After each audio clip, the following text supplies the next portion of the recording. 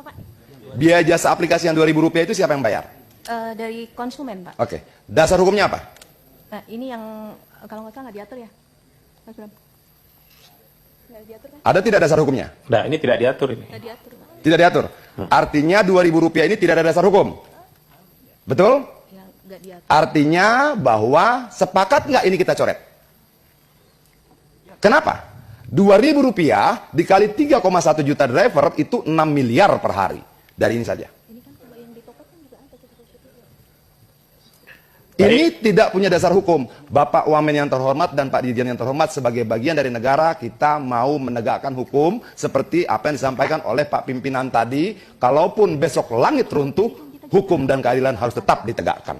Oke, ini tidak ada dasar hukumnya. Baik, Pak Adian, saya pikir ini sudah lebih dari cukup. Kalau saya melihat satu lembar struk ini, Pak, ini kan di depan saya ini Pak Komjen Pol Purnawirawan dan Irjen Pol Purnawirawan berdua ini, kalau menginvestigasi satu lembar ini bukanlah perkara yang rumit, Pak. Pimpinan izin Ya, Pak An, interupsi. Sedikit lagi. Ya, Biaya perjalanan aman itu dipungut dari mana? Dan untuk apa? Ibu bisa jawab? Diatur di kita itu Pak, itu hanya 15 plus 5 itu Pak. Iya. Nah kemudian kita juga tidak mengatur tentang yang lain-lain itu. Kalau misalnya kita belanja itu kan juga ada biaya jasa, itu kan juga kita nggak mengatur di situ Pak. Ya, sebentar Bu. Saya cuma nanya, biaya perjalanan ini maksudnya apa ya? Boleh saya bantu? Biaya perjalanan aman Pak. Ya, Itu sepertinya kayak yang promo-promo yang ditawarkan bukan. mereka seperti itu. Biaya perjalanan aman itu adalah asuransi Pak Wamen. Oke, pertanyaan saya, sebagai mantan dari kepolisian Pak Wamen, izin, apakah waktu kita bikin SIM sudah bayar asuransi? Apakah waktu kita bikin STNK sudah bayar asuransi? Ya. Kenapa harus bayar lagi asuransi? Rp1.000 dikali 3,1 juta rupiah per transaksi, paling tidak 3 miliar tambah 6 miliar, 9 miliar biaya tidak resminya. Per hari, dengan asumsi setiap driver cuma ambil satu trip satu hari. Oke, sudah selesai belum? Diskon voucher. Inilah yang disebut sebagai, ini sudah ganti nih ya. Coba balikan tadi. ya masih. Bukan, tadi ini dari pena Ya, angkanya 98. beda dari 13, mana? Ya, beda yang tadi. 13, mana yang 13? Ah, Oke. Oke. Diskon voucher, pimpinan maaf. Pak Wamen maaf. Ini yang mereka sebut promo. Betul Ibu? Betul Bapak? Promo ini mereka potong dari 20% atau mereka potong dari biaya akal-akalan tanpa dasar hukum tadi? Promo ini mereka potong dari biaya akal-akalan tanpa dasar hukum tadi. Promonya berapa? 3.000. Biaya jasa aplikasi berapa? 2.000. Perjalanan aman berapa? 1.000. Itulah yang jadi promo mereka. Maaf Pak Wamen, izin pimpinan, saya teruskan sedikit. Ganti yang tadi. Oke. Biaya perjalanan 81.000, betul? Dari situlah 20% dipotong. Tapi ada biaya jasa aplikasi berapa? Rp10.000. Tadi motor 2.000, ini mobil Rp10.000. Ini dasar hukumnya apa? Tidak ada. Satu trip mobil Rp10.000, Rp6.000, Rp9.000, berbeda-beda tuh. Oke. Ada biaya lokasi Rp18.000. Ini dasar hukumnya apa?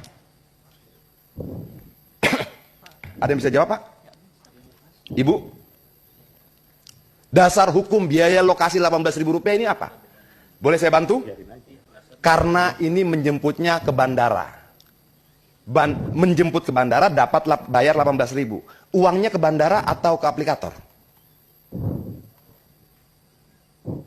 Tidak ada yang tahu. Oke, dasar hukumnya apa? Juga tidak ada. Jadi ada, kalau mobil ada Rp10.000, tambah Rp18.000, tambah perjalanan aman Rp1.000, ada paling tidak di data ini Rp29.000 dipungut dari driver dan konsumen tanpa dasar hukum apapun. Kalau kita katakan pungli adalah segala sesuatu yang dipungut dari rakyat tanpa dasar hukum, bisa nggak kita sebut pungli? Bisa tidak kita sebut pungli? Dan kalau kita bisa sebut pungli, bagaimana kalau saya katakan negara bertahun-tahun membiarkan pungli bertriliun-triliun rupiah terjadi di depan mata kita? Sudah selesai? Izin sebentar lagi pimpinan. Ada diskon voucher? Ini promo? Berapa diskon vouchernya? 12.000. Dari mana didapatkan? 10.000 tambah 1.000 rupiah. Ditambah 10.000 lagi diambil entah dari angka yang mana. Ya. Dia tidak pernah bayar promo, Pak Wamen, Pak Dirjen. Nggak ada promo yang dipotong dari 20%. Dia ambil dari angka-angka lain, lalu dia jadikan promo, seolah-olah dia berjasa pada konsumen, dan dia dapat untung sangat besar. Promo itu bohong. Promo itu dia ambil dari angka-angka yang tidak punya dasar hukum. Please, Pak Wamen.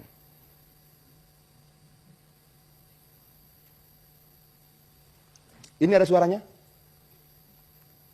Coba, bisa ada suaranya? Tampilkan suaranya, bisa? Ambilkan yang satu video. Satu lagi. Ada video lain. Ya, Pak, besarkan suaranya. Itu kan suaranya mati tuh. Coba dihidupkan. Kita dengar sama-sama, Pak. Betapa jahat. 19. Dari awal, tolong dari awal. Ongkosnya 5.000. coba Pak, ada tulisannya Pak. Padahal saya, mana sih Pak? Itu di bawah Silau ya, pendapat. pendapatnya cuma 5.000. Iya. Padahal saya bayar 19.200. Kasihan betul Bapak. Ini ya Pak, lihat tuh. Saya Iya. bayar 19.200, Bapak dapat 5.000. 5.000. Ya ampun, jahat banget.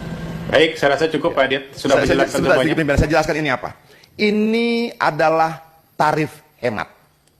Tarif hemat itu begini Pak Wamen. Kalau saya driver, maaf saya agak terganggu Pak. Kalau saya driver, untuk bisa ikut tarif hemat saya harus bayar Rp20.000 per hari.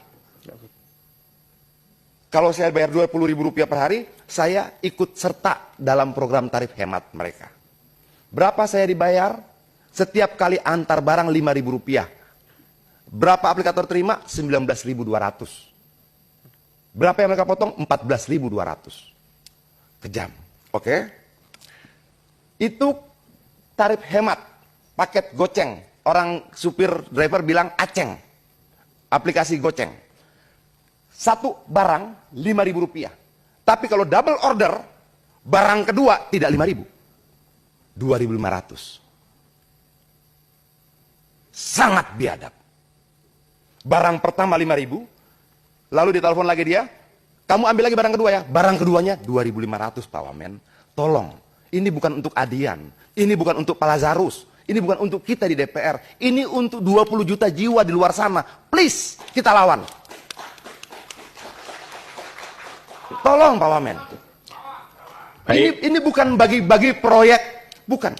Ini 20 juta jiwa di sana, bergantung pada ketokan kita di sini. 48 orang di sini.